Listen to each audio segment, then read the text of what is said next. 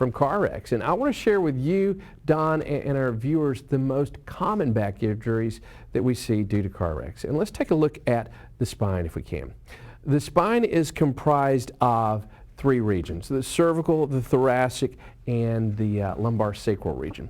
Spinal cord injuries are severe injuries and commonly can lead to paralysis. The injury itself involves damage to the nerves within the bony protection of the spinal canal. And the most common cause of spinal cord dysfunction is trauma, including motor vehicle accidents, falls, and sports injuries. It's also important to understand this fact: the spinal cord does not have to be severed in order for a loss of function to occur.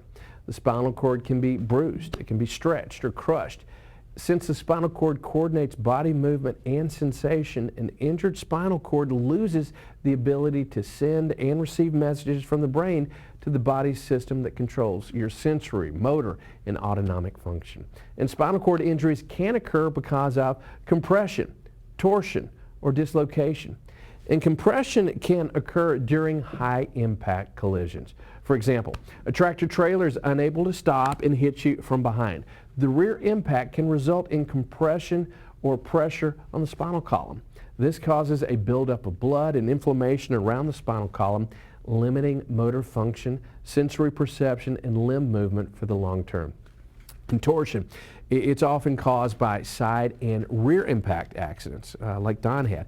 It is the result of the spinal column twisting in opposite directions. And torsion can fracture or break the vertebrae in the back, causing spinal cord trauma. This type of spinal cord injury can cause major long-term affected and life-changing consequences. Dislocation is caused by severe accidents, such as collisions with a tractor trailer. Dislocation can result in major life changes or death.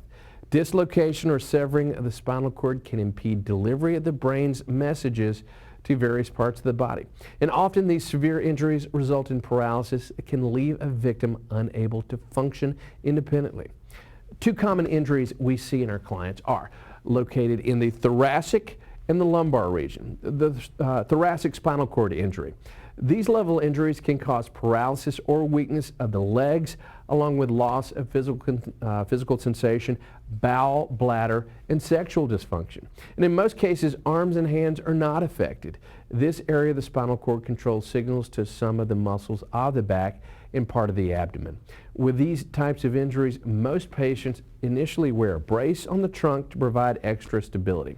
Now, lumbar spinal cord injuries. Lumbar level injuries result in paralysis or weakness of the legs.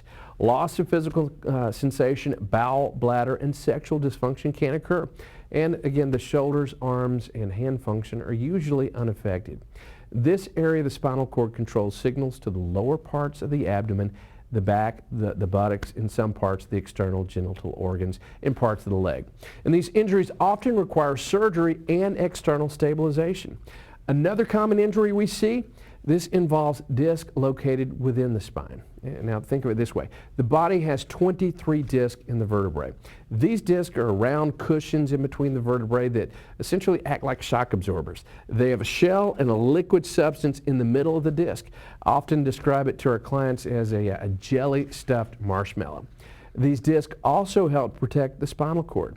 And a herniated disc can irritate nearby nerves and result in significant pain, numbness, or weakness in an arm or leg.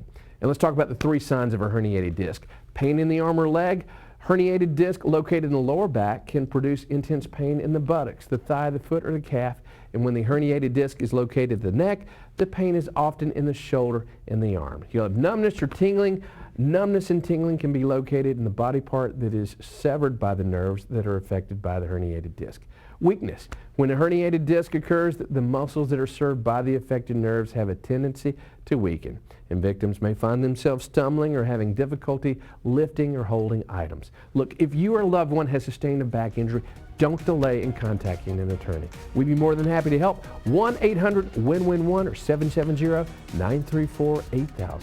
We'll be right back.